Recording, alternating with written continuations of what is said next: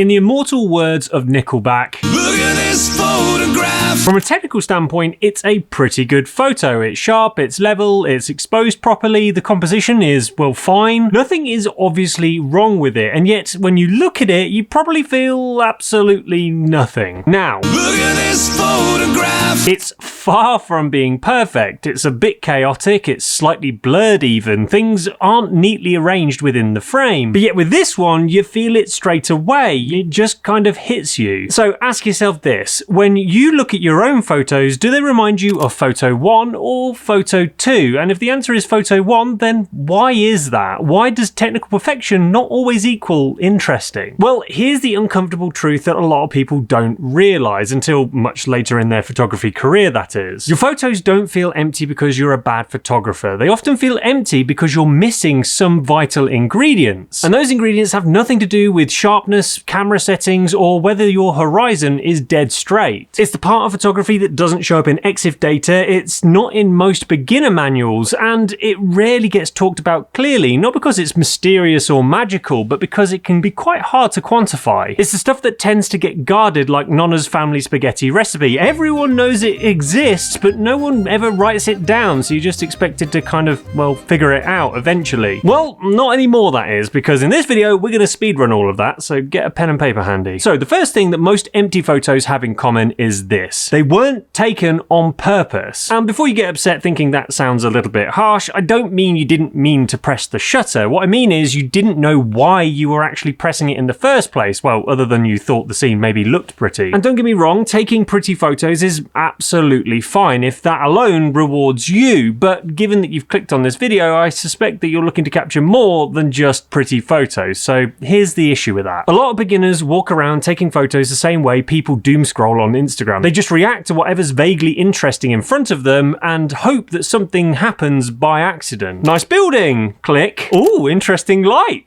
Click. Cute dog, definitely click. And look, we've all done it. I've done it. Hell, I still do it quite a bit. Half of my hard drive space is actually a shrine to sexy looking Canadian mountains, but there is a big difference between doing that and doing that without realizing you're doing that, if you're still following me. So this is where a lot of people get stuck, because they think photography is about spotting interesting things and snapping it with a fancy camera, but obviously it's far more than that. Photography is really about deciding what matters and then committing to it like your life absolutely depends on it. And yes, that does mean that you will sometimes miss some shots. In fact, you'll miss a whole ton of shots. You'll sometimes hang around too long and end up looking like a bit of a creep standing around the entrance of an alleyway, awkwardly fingering your camera like it's your first girlfriend or something. But the alternative to this is firing off 20 perfectly exposed photos that say absolutely all other than here's a nice building I saw that one time. Look, in other words, most empty photos don't answer one simple question, and that's why did you take this? If the honest answer is I don't know, it just looked nice, then congratulations, you've just identified the problem. In a way, nice is the enemy. Nice. Nice is how you end up with a shitload of technically competent photos that nobody remembers 5 seconds later, including you. Now, in the previous example we looked at, the second photo works for a very simple reason. It isn't trying to be a nice photo, it simply documents a raw moment. That woman's expression says more than the scene itself. Now, does that make this shot a potentially award-winning photo? Almost certainly not, but it is still a damn sight more interesting than the majority of other nice photos I could have taken that day, and that in my book is a small win. Do that consistently enough and two things will happen very quickly. Number one, your hit rate will go up, and number two, your file storage bills will come way down. And speaking of ways to bring your bills down, if you're also tired of paying for endless monthly subscription fees with your editing software package, then you'll definitely want to hear more about On1 Photo Raw 2026, the sponsor of today's video. That's because On1 is an incredibly powerful photo editing suite that has a one-time purchase option, meaning you can say goodbye to never-ending monthly payments. In fact, I was so impressed with this editing suite that when I tested it last year, I ranked it as being one of the best Lightroom alternatives out there. Why? Well, On1 has handles your entire photo editing workflow all from one place, from file organization to raw photo editing and multi-file processing. And the layout is super clean, easy to navigate, and intuitive, making it ideal for beginners and seasoned pros. Plus, the new AI tools added to the latest 2026 version are genuinely useful, especially for masking and making selections, helping you to cut down tedious, time-consuming editing jobs. But look, don't take my word for it. Get yourself a 30-day free trial using the link below, and if you like the software, you can get yourself a further 20% off using the code on screen now. But anyway, there's something else that needs saying here, which is the part that few people ever mention, because just like an unshaven arsehole, it's not very, well,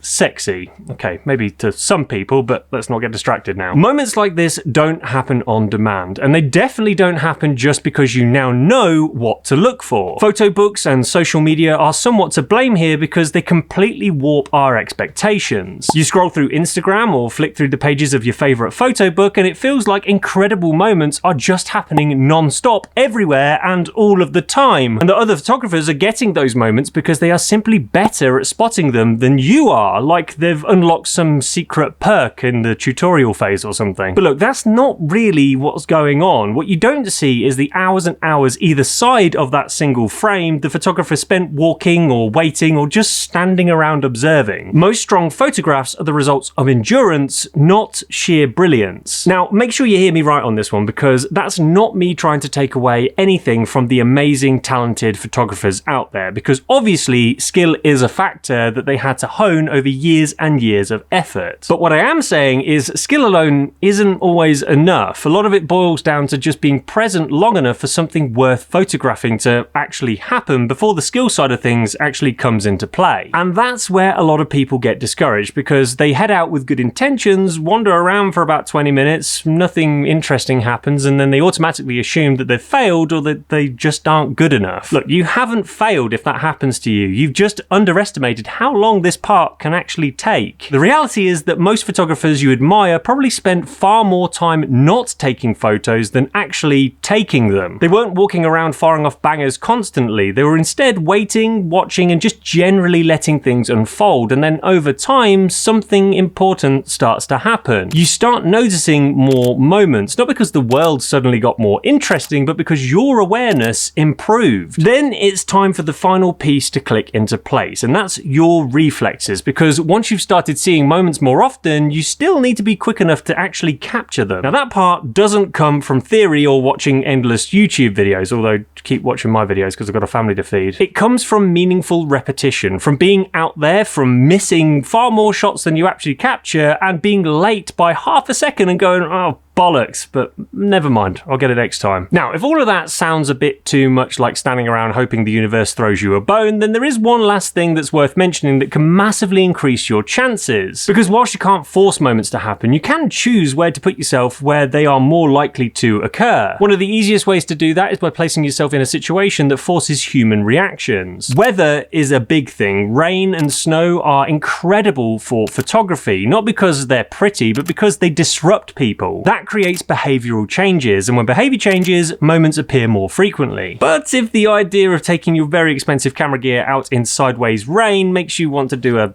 little sick in your mouth, then don't worry, there are other options. One of those would be to specifically choose locations that do the heavy lifting for you. Any situations where people are already engaged, emotional, or reacting to something will spike your hit rate instantly. That could be going to a fun fair, a theme park, or a parade of some sort. Or if you want more drama, look for things like protests or street parties or even festivals. The higher the emotions, the more likely you are to bag something that's interesting. Also, large public events offer the advantage of allowing you to blend in and observe people doing people things more discreetly than standing on the high street in midday. By doing this, you're not manufacturing moments, but you are actively placing yourself where they're more likely to happen. And once you do that, everything we've just talked about becomes much easier. You're no longer fighting boredom or forcing photos, you're actually paying attention, which funny enough is most of what photography is all about.